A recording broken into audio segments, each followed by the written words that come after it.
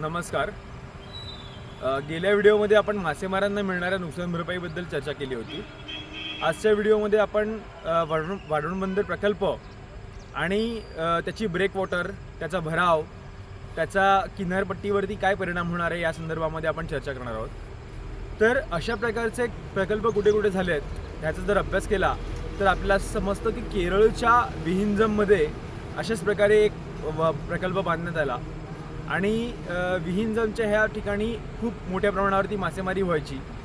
तिथेही सरकारचं म्हणणं होतं की इथेच 20 मीटरची खोली आहे, त्याच्यामुळे इथेच हा प्रकल्प व्हायला पाहिजे. आणि तिथे जो प्रकल्प करण्यात आला तेव्हासुद्धा खूप सारे स्टडीज करण्यात आले आणि त्या अभ्यासाअंती असं सांगण्यात आलं की हा किनारा स्टेबल आहे आणि नसलेला स्टेबल किनारा त्या लोकांनी स्टेबल दाखवला सायंटिफिक स्टडीजमध्ये.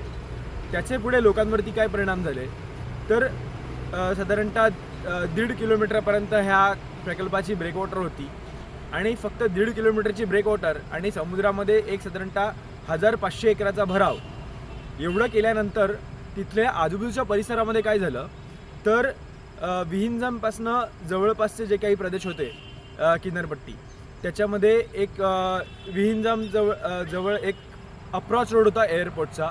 हा अप्रॉच रोड संपूर्ण धुवून गेला.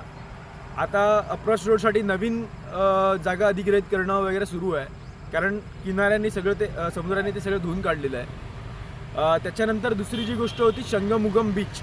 हा केरळचा खूप फेमस समुद्रकिनारा होता, जसा आपला चिंचणीचा समुद्रकिनारा आहे. तर ह्या शंगमुगम बीचचं काय झालं तर पूर्वी या शंगमुगम बीचवरती मोठमोठे राजकीय कार्यक्रम व्हायचे, मोठमोठ्या सभा व्हायच्या.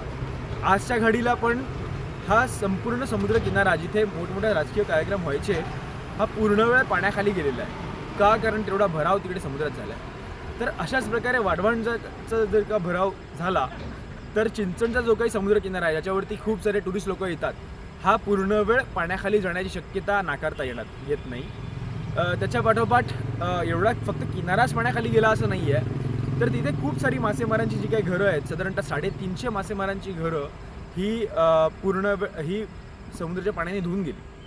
त्याच्यानंतर आजच्या घडीला परिस्थिती अशी आहे की ही जी मासेमार लोकं आहेत, ही जी मासेमार कुटुंब आहेत, त्यांना ट्रान्झिट कॅम्पमध्ये ठेवण्यात आलं आपत्ती व्यवस्थापनाच्या. आजच्या घडीला ते आज देखील ट्रान्झिट कॅम्पमध्ये राहत आहेत. स्वतःचं घर त्यांचं वाहून गेलं समुद्रामध्ये. जेव्हा ते सरकारकडे जातात तेव्हा सरकार म्हणते आणि बंदर प्रशासन म्हणते की हे जे काही झालेलं आहे ते आमच्यामुळे झालेलं नाही आहे आणि ते हात झटकायची कामं करतात.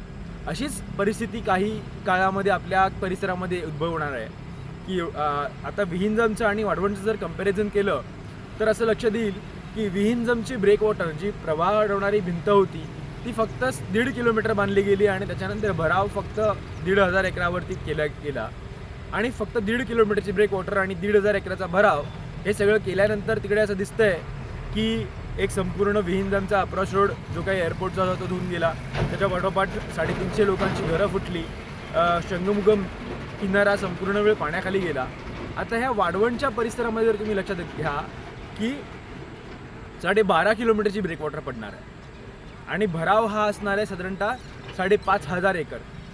विहिंजमची जर तुलना केली तर विहिंजमच्या फार 30 पटींनी मोठा हा प्रकल्प आहे. अगदी 1.5 किलोमीटरची ब्रेकवॉटर आणि 1,500 एकराचा भराव विहिंजममध्ये होता.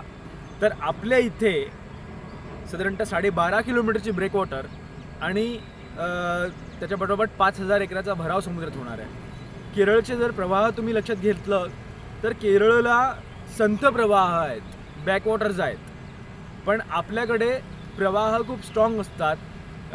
जर बोट अँकर केलेली नसेल तर ताशी बोट 12.5 किलोमीटर उत्तरेकडे वाहून जाते आणि अशा प्रचंड प्रवाहाला तुम्ही जर का 12.5 किलोमीटरपर्यंत भिंत घालणार असाल आणि तो प्रवाह अडवणार असाल तर त्याच्यामुळे किती मोठ्या प्रमाणावरती किनारपट्टीच्या भागाची धूप होणार आहे हे आपण अंदाजच न केलेला बरा. आता आपण पाहतोय की कुठेच भराव नाही आहे समुद्रामध्ये, तरी देखील नरपड आणि आगरचा जो काही भाग आहे डहाणूचा हा संपूर्ण धुवून चाललेला आहे. त्याच्या पाठोपाठ मागचा जो काही भाग आहे ठिकठिकाणी आपल्याला धूप प्रतिबंधक बंधारे बांधावे लागलेले आहेत, कारण समुद्र आतमध्ये आत्ताच येतोय. मग एवढं सगळं झाल्यानंतर खूप मोठ्या प्रमाणावरती जे काही धूप होणार आहे त्याच्यामुळे जी काही घरं तुटणार आहेत त्याची जबाबदारी बंदर प्रशासन घेणार का? आणि ते फार फार तर ते लोक ट्रायपॉड बांधून देतील, पण आपल्याला घरं देणार नाहीत, कारण आपल्या जमिनी आपल्या नावावर नाहीत. आणि उद्या नुकसान भरपाईचा जेव्हा प्रश्न सुरू होईल तेव्हा देखील बंदर प्रशासन हेच म्हणणार आहे की तुमच्या जमिनीचे कागदपत्र दाखवा, आणि कागदपत्र आपल्याकडे नाहीत, मग जमिनीचे मालक तुम्ही नाहीत, तुम्ही अतिक्रमण केलेलं आहे आणि त्याच्यामुळे तुम्हाला नुकसान भरपाई द्यायला आम्ही एकतर बांधील नाहीत, किंवा मग तुम्हाला नुकसान भरपाई जी काही मिळेल ती SRA दॅट इज झोपडपट्टी पुनर्वसन कलम, स्लम रिहॅबिलिटेशन ॲक्ट या कायद्याअंतर्गत ती नुकसान भरपाई दिली जाईल. आणि त्याच्यामुळे स्वतःच्या हक्काच्या जमिनीवरती परकीय लोकांसारखं जगण्यापेक्षा आपलं जे काही आता सुरू आहे ते चांगलं ठेवा आणि संघर्ष आपला सुरू ठेवा. निश्चितच विजय आपला आहे. धन्यवाद.